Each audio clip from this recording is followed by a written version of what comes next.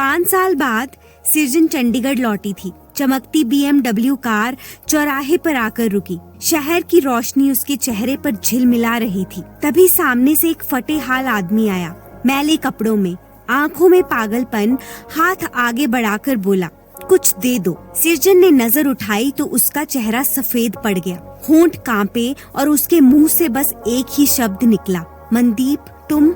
वो आदमी ठिठक गया।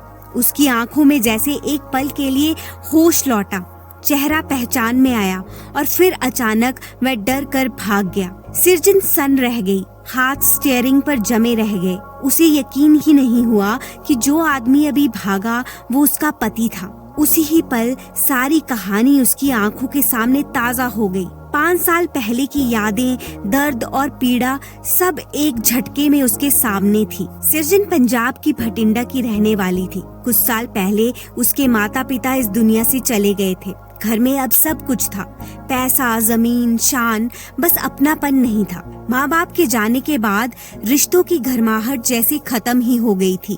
भाई बहनों के लिए सृजन अब एक जिम्मेदारी थी जिसे जितनी जल्दी हो सके उतार देना था। इसी बीच चंडीगढ़ के एक रईस परिवार से रिश्ता आया।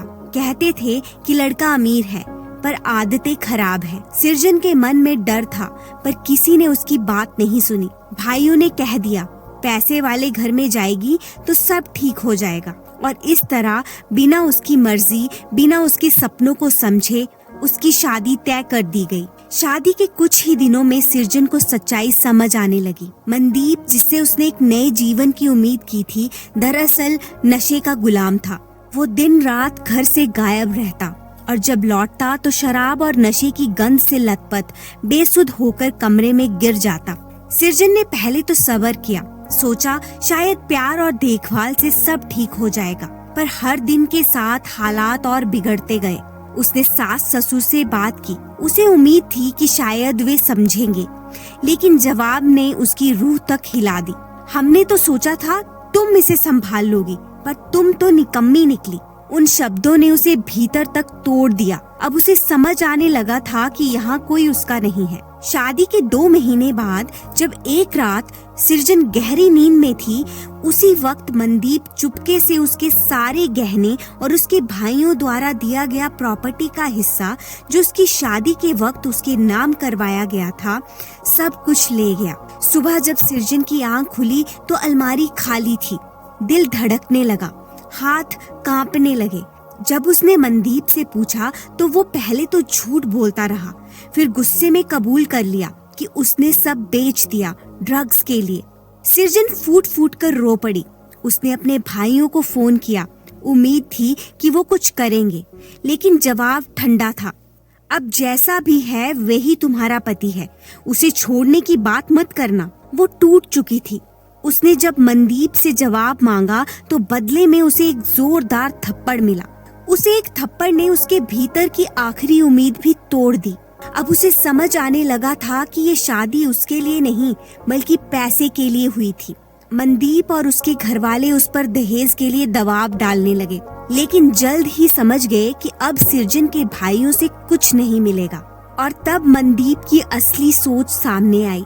वो चाहता था कि सृजन खुद ही ये घर छोड़ दे ताकि वे किसी और अमीर लड़की से शादी करके फिर से पैसे कमा सके। वो उसे हर रोज तंग करने लगा, मारता, पीटता, गालियां देता। उसके सास ससुर भी उसका साथ देते। उन्हें लगता था कि अगर वो तंग आ जाएगी तो खुद ही घर छोड़कर चली जाएगी, पर सृजन के पास जाने के लिए कोई जगह ही नहीं थी। उसके भाई और भाभी ने साफ कह दिया था कि अब वह वापस इस घर की जिम्मेदारी नहीं है। सृजन अकेली थी, टूट चुकी थी। अब मनदीप ने उस पर गंदे इल्जाम लगाने शुरू कर दिए। कभी कहता कि उसका किसी पड़ोसी से चक्कर है, कभी सब्जी वाले से बात करते देखता तो भी आग बबूला हो जाता। वो उसे मार मार कर अधमरा कर देता। सृजन अब इस गंदी जिंदगी से तंग आ चुकी थी। एक रात जब मनदीप ने उसे बेरहमी से पीटा तो उसने ठान लिया, अब बहुत हुआ, अब वो ये नर्क नहीं सहेगी। वो आधी रात को रोते हुए घर से निकल गई। पीछे से उसके ससुराल वालों को एक मौका मिल गया। उन्होंने पूरे मोहल्ले में फैला दिया कि वो अपने आशिक के साथ भाग गई है। जब ये बात उसके मायके पहुंची तो वहां से भी उसे ताने मिले। किसी ने उसकी सच्चाई नहीं सुनी। सबने उसी को दोषी ठहराया। टूटी हुई, अपनों से ठुकराई हुई सृजन अब सब कुछ खत्म करना चाहती थी। वो सीधी नहर की ओर चली गई, जहाँ उसने तय किया कि अब इस दर्द की कहानी का अंत यही होगा। पर तभी किस्मत ने करवट ली। वहीं से गुजर रहे एक पति पत्नी ने उसे देखा। वो तुरंत भागकर आए और उसे रोक लिया। सृजन जोर जोर से रो पड़ी और उस औरत के गले लगकर बस एक ही शब्द बोली, माँ। उस औरत की आंखें भर आई, क्योंकि उसने जिंदगी में पहली बार किसी को अपने लिए माँ कहते हुए सुना था। उसकी कोई संतान नहीं थी। शायद भगवान ने उसी पल उसकी गोद भर दी थी। कुछ देर बाद सृजन बेहोश हो गई और वो दंपत्ति उसे अपने घर ले गए। वो एक सुंदर सजे हुए कमरे के मुलायम बिस्तर पर थी। पास ही वो दंपत्ति बैठे थे। आदमी का नाम गुरदेव सिंह था और पत्नी का नाम मैंडी था। गुरदेव और मैंडी कनाडा में रहते थे। वहाँ उनका अपना बिजनेस था, पैसा था, सुख था, पर जिंदगी में एक खालीपन था, एक बच्चे का। सृजन की मासूमियत और दर्द ने उनके दिल को छू लिया। उन्होंने कहा, अगर तुम चाहो तो कुछ दिन हमारे साथ रह सकती हो। सृजन ने सिर झुकाकर हाँ कहा, क्योंकि अब उसके पास और कोई ठिकाना नहीं था। धीरे धीरे उन तीनों के बीच एक नया रिश्ता बनने लगा। मैंडी को सच में लगा जैसे किस्मत ने उसे एक बेटी दे दी हो, और सृजन को लगा जैसे माँ बाप वापस मिल गए हों। जब कनाडा लौटने का वक्त आया तो उन्होंने सृजन से पूछा, क्या तुम हमारे साथ चलोगी? सृजन ने बिना एक पल सोचे कहा, हाँ। और यहीं से शुरू हुई उसकी नई जिंदगी। कनाडा में वो उनकी बेटी बनकर रहने लगी। बिजनेस में मदद करती, अपनी पढ़ाई पूरी करती और धीरे धीरे अपने अतीत की सारी पीड़ा भूलने लगी। 5 साल ऐसे ही गुजर गए। उसको अपनी जिंदगी अब सुनहरी लगने लगी थी। पर एक दिन उसे किसी काम से चंडीगढ़ वापस आना पड़ा और वहीं उसकी पुरानी यादें फिर से आंखों में तैर गईं। शाम का वक्त था। चंडीगढ़ की सड़कों पर हल्की ठंडी हवा बह रही थी। ट्रैफिक सिग्नल पर गाड़ियों की लंबी कतार लगी थी। सृजन की BMW धीरे से रेड लाइट पर आकर रुकी। वो खिड़की से बाहर देख रही थी। वही शहर, वही सड़कें, जहाँ कभी उसने अपने सपनों को दफन किया था। तभी अचानक एक भिखारी उसकी गाड़ी के पास आया। उसके कपड़े मैले थे, बाल बिखरे हुए और चेहरा थकान और नशे से सूजा हुआ था। वो कुछ बड़बड़ा रहा था, हाथ फैलाए पैसे मांग रहा था। सृजन ने बस यूं ही नजर उठाई और अगले ही पल उसका चेहरा सफेद पड़ गया। उसने कांपती हुई आवाज से कहा, मनदीप। भिखारी की आंखें उसकी आवाज सुनते ही डर से फैल गईं। वो कुछ पल उसे देखता रहा और फिर घबराकर पीछे हटा और भीड़ में गायब हो गया। सृजन स्तब्ध थी। सालों पहले जिसने उसे तोड़ दिया था, आज वो खुद टूट चुका था। उसका दिल कांप गया। वो गाड़ी से उतरी, चारों तरफ देखा, पर मनदीप कहीं नहीं था। बस उसकी आवाज, उसकी परछाई और वो पुराने जख्म जो एक झटके में फिर से ताजा हो गए थे। सृजन देर तक वहीं खड़ी रही। ट्रैफिक आगे बढ़ चुका था, लेकिन उसका मन जैसे किसी पुराने मोड़ पर अटक गया था। वो कार में बैठी, इंजन चालू किया, पर उसके हाथ कांप रहे थे। आंखों के सामने बार बार वही चेहरा घूम रहा था। वो चेहरा जिसने कभी उसकी जिंदगी को नर्क बना दिया था और अब खुद उस नर्क में जल रहा था। दिल ने कहा, जाकर देखो, क्या सच में वो मनदीप था? सृजन उसी जगह गई जहाँ कभी मनदीप का घर हुआ करता था, पर वहाँ पहुंचकर उसे पता चला कि घर बिक चुका है। सास ससुर का देहांत हो चुका है और मनदीप अब भिखारी बन गया है। सृजन थोड़ी देर खड़ी रही। सब कुछ बदल चुका था। वो आदमी और घर दोनों अब उसके लिए अतीत बन चुके थे। सृजन धीरे धीरे उस सड़क के पास गई जहाँ उसने मनदीप को बैठा देखा था।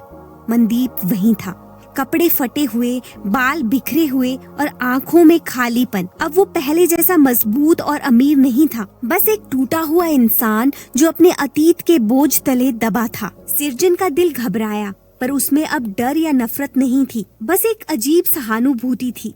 वो पास गई और शांत स्वर में बोली, मनदीप चलो, तुम्हें मदद की जरूरत है। मनदीप ने उसकी ओर देखा, कुछ पल चुप रहा, फिर डर और शर्म के भाव उसके चेहरे पर आए। सृजन ने तुरंत नशा मुक्ति केंद्र से संपर्क किया और उसे वहाँ भर्ती करवा दिया। हर रोज सृजन वहाँ जाती, उसे देखकर बातें करती, कभी किताबें लाती, कभी फल और कभी बस चुपचाप बैठकर उसकी आंखों में देखती रहती। धीरे धीरे मनदीप ठीक होने लगा। कुछ महीनों में उसकी हालत में सुधार आया। वो अब पहले की तरह नशे में डूबा नहीं रहता था और कभी कभी सृजन की ओर देखकर मुस्कुराता भी था। सृजन के लिए अब यह सिर्फ मनदीप के लिए मदद नहीं थी, बल्कि उसका खुद का सहनशीलता और ताकत दिखाने का सफर भी था। कुछ समय तक सब ठीक चलता रहा।